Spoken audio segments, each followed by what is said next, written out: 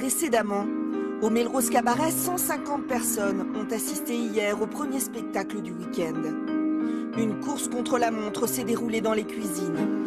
Christophe Levaché et Philippe Ploton ont veillé tard pour préparer la seconde représentation.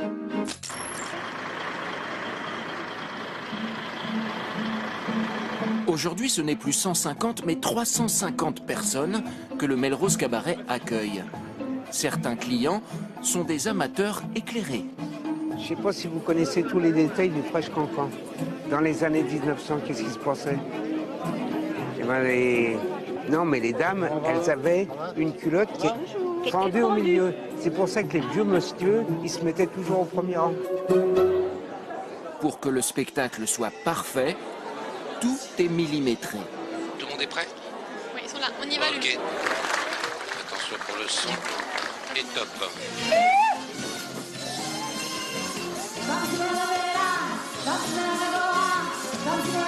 Le producteur des danseuses à gauche et Christophe Levaché à droite sont en régie.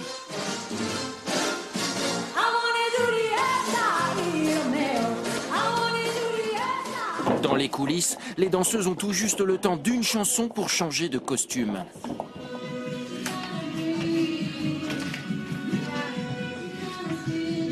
Aurélie, moins il y a de tissu, plus c'est compliqué. C'est ça, c'est exactement ça.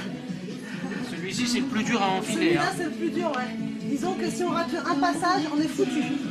On est foutu, on ressemble plus du tout à ce qui est au départ. C'est bon, on l'a fait.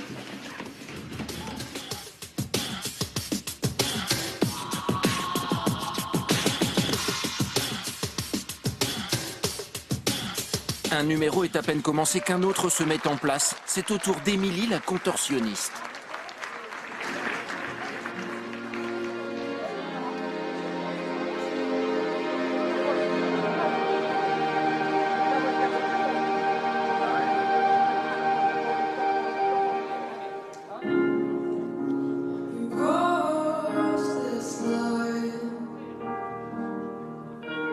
Pendant 1h30, les danseuses courent pour ne pas rater les entrées en scène.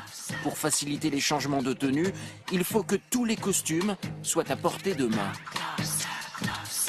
Si tout n'est pas mis bien en place pour, hop, rentrer directement dedans, on perd du temps fou et c'est là qu'on peut ne pas être prêt pour monter sur scène. Ça vous arrive jamais, ça?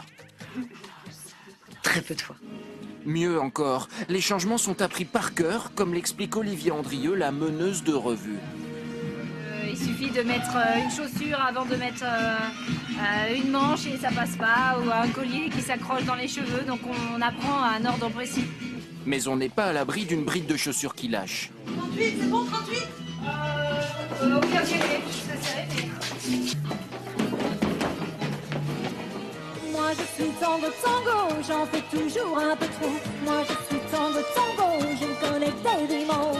Moi je suis tango. Avec peu de moyens mais beaucoup de volonté et d'énergie, le Melrose Cabaret a atteint une fois de plus son objectif. Notre but c'est d'attirer un maximum de monde, de se faire connaître le plus rapidement possible. Voilà, aujourd'hui, ce week-end, on a eu presque 500 personnes. On a de plus en plus de fidèles, donc que ce soit des groupes ou des particuliers qui reviennent. Donc pour nous, on est rassurés parce que c'est un gage de qualité. Et donc on est obligé de leur proposer systématiquement de nouveaux spectacles. Dès le week-end prochain, ça recommence. Il y a 70 représentations chaque année.